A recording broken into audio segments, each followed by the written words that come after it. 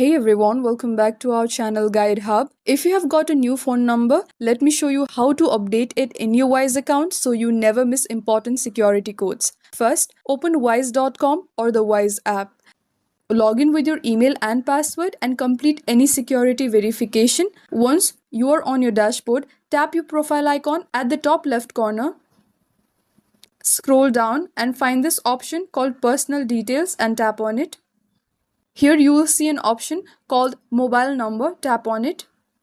Here you simply need to erase your old one and type in your new phone number, making sure to select the correct country code. Wise will send a 6-digit verification code to your new number. Enter that code to confirm the change. Your mobile number will be then updated and all future security codes will be sent to this number. And that's how you change your phone number on Wise. If you found this tutorial helpful, like this video and subscribe for more such quick guides. Thank you for watching and I'll see you in the next one.